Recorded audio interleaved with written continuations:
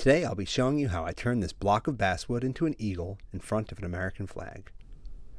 To make a relief carving, the first step is to mark off the depth of the first layer. For this carving, I'll have two layers, the eagle and the flag. After getting the board secured in the vise, I highlight my initial drawing and mark off where I'll make my stop cuts. A stop cut creates a barrier that prevents me from cutting into the shape of the eagle when I start removing wood from the first layer.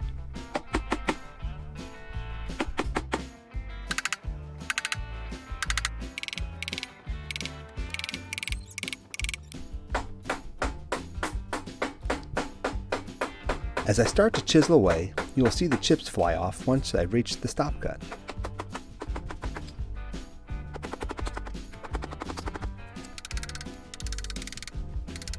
Sometimes it's tough to find the grain and you have to try a different angle. Other times the chips just roll off. I'll repeat the process of stop cutting and chiseling until I reach the depth line of the first layer. The more I do, you can see the shape of the eagle head emerge from the block of wood.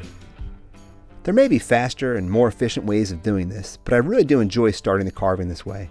For one thing, it helps release some of the nervous energy I get before I start a carving, and more importantly, since every piece of wood is unique, it helps me feel how this particular piece of basswood will carve before I get into more detailed carving. The next step is using my knife to create a more precise stop cut up to the actual drawing of the eagle. Using the knife instead of creating stop cuts with the chisel helps me reduce careless mistakes like chiseling away beaks or feathers, both mistakes I've made in the past. Now I don't mind taking a little longer to avoid having to fix careless mistakes. With the eagle blocked out, I start to draw the main features that I will carve first. I chose to start carving the beak and head first because when someone looks at this carving, the first thing they'll notice will most likely be the head. I don't want to start carving feathers until the main features of the head are in place. Starting on the outside of the eagle head, I begin rounding the head to remove the square edges and give dimension to the carving.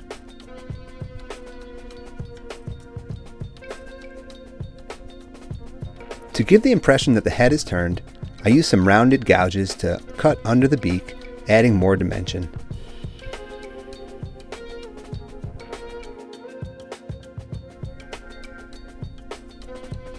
I'll use the same rounded tools to start adding more detail in the head by finding the cheek and brow. With the head taking shape, I can start thinking about where I'll be laying the different layers of feathers. I use the chisel to sketch out where I think the neck feathers will lay.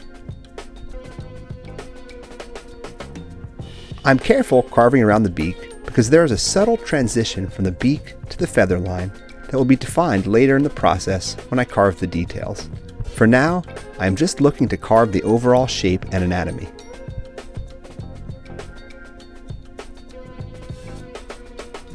I am now starting to make more committed cuts by giving detail to the beak.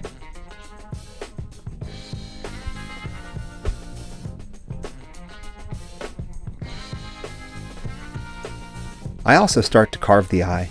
A bald eagle's eye is very dramatic and piercing. My goal is to create a mound that sits slightly under the brow.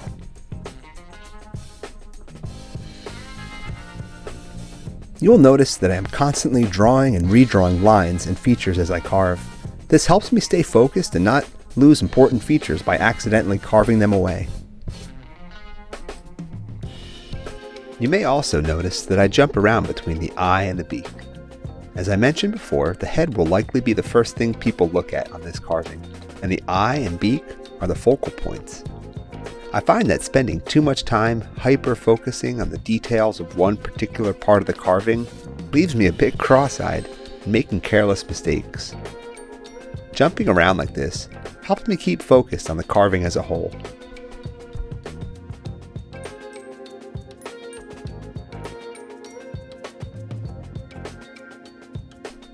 Some light sanding helps me see if there are any spots that need more attention. Back at the eye, I use a V-tool to find the eyelids. I try to keep the tool angled to follow the shape of the eye. If not, the eye will look flat.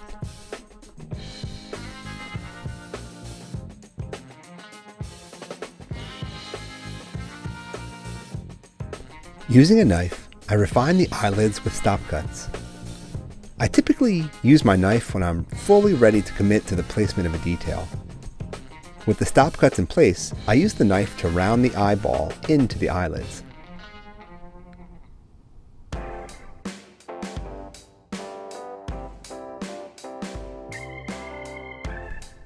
Using some 220 grit sandpaper, I just lightly go over the eye, smoothing out some of the features and getting a sense of how I like the look of it. Then I'll use my knife just to refine some more cuts above the eyelid and smooth out some of those details. It is important to take a step back and look at the entire carving. I'm happy with the way the head's coming out, but it is time to give some attention to the feathers. I start by using a large number 9 gouge to cut curving lines. This helps give direction to the longer, flowing neck feathers. It also helps shape the neck of the eagle so it is not too flat. I'm approaching these feathers similar to when I carve hair. Start with a wide gouge and establish the flow. Sketching the shoulder feathers helps me visualize where I need to refine the layer where the neck feathers and the shoulder feathers meet. Using a small 11 gouge and a V-tool, I further refine that layer. I create the shoulder feathers in 2 steps. First, I use the V-tool to outline the shape of the feather.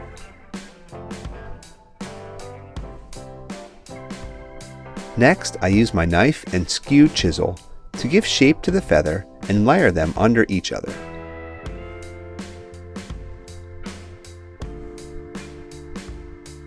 It takes some time, but the best advice I can give is try not to make the feathers look too uniform. Vary the curve in each feather and make sure they are not pointing in the same direction. This helps give some slight movement and life in the carving.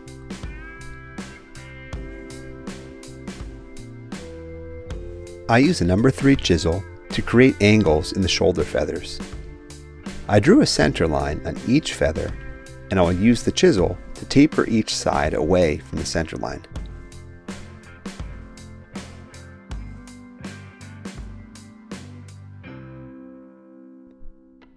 At this point, I also start undercutting each feather.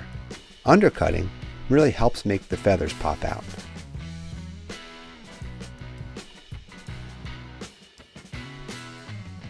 Back at the neck feathers, I use a V-tool to refine the curved lines I previously carved. In real time, you can see I really take my time with these cuts. Adding details is fun for me, and the carving finally starts to look like I first envisioned it. I also really love this part of the carving process because I tend to lose track of time. I may have spent 2 hours on this one part, but it felt like 5 minutes. Time flies when you're having fun. I add some subtle details to each shoulder feather. My goal is not to carve a hyper-realistic feather, I'm just looking to add some texture. No, this didn't turn into a video of me doing my laundry. I'm using this towel to get a sense of what a flag blowing in the wind would look like. I've never carved a flag before, so I was actually a little stumped about how to carve this. But with the eagle about 95% done, I figured it was time to start. After I drew in my lines for the folds in the flag, I undercut the eagle, so when I start carving the flag layer, the eagle will really stand out against the background.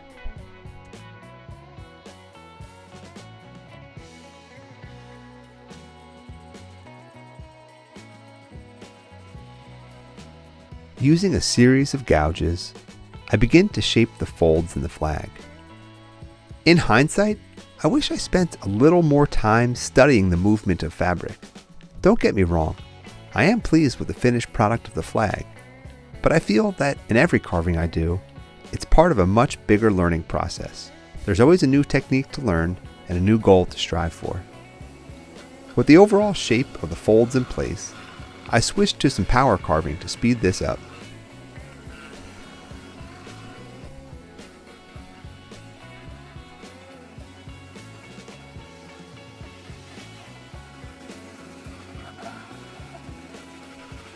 Having some dust collection or a mask is really important. because as you can see, it makes a lot of dust.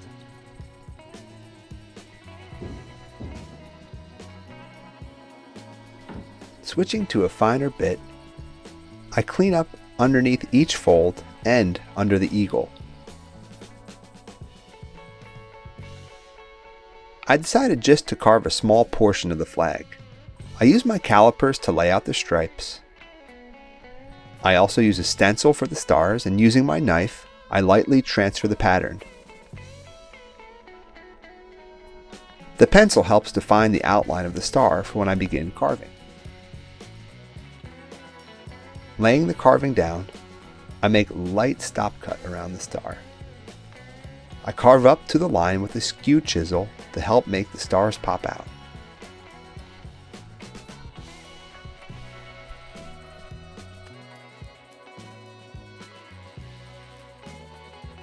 A V-tool helps me cut some lines on each stripe. Each stripe is also undercut to make it appear that the stripes were sewn together. Back at the eagle, I use my wood burning tool to lightly burn in between each feather to burn away any small chips I may have missed and refine all details. I'm careful to keep the wood burning tool at a pretty low temperature. I don't want to over char this carving. I'm not painting it, it's going to be left natural with the stain, and if the burn is too dark, I think it would look funny.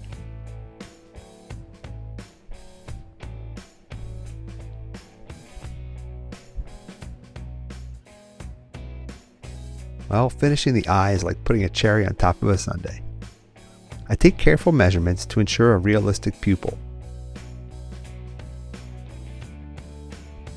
I use an X-Acto knife to create a stop cut around the pupil. I also use a small palm chisel to remove the wood on the inside of the pupil. If you can't tell, I'm not creating really deep stop cuts. I do not want to rush this stage and risk a careless mistake. Once I have a solid line established, I will switch to a knife and continue the process of stop cuts. I decided to stain this basswood after I applied some wood conditioner. I do not have a lot of experience with wood stains, and it is definitely something I've been researching so I can improve. If you have any recommendations or resources, please feel free to share them in the comments. After a thin coat of stain, I blotted up the excess with a rag. I did not want the stain to penetrate too deeply. In hindsight, I wonder if I should have let the stain sit longer. This is always a scary part for me, but in the end, I think the stain worked well to enhance the carving.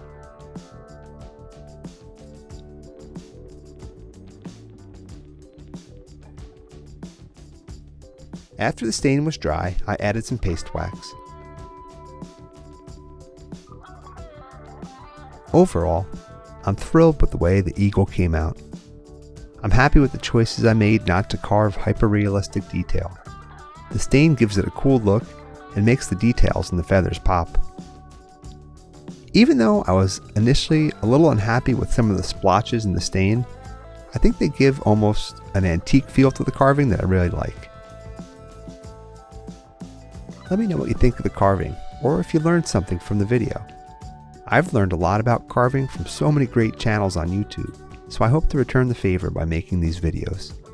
Thanks again, and if you haven't already, consider subscribing.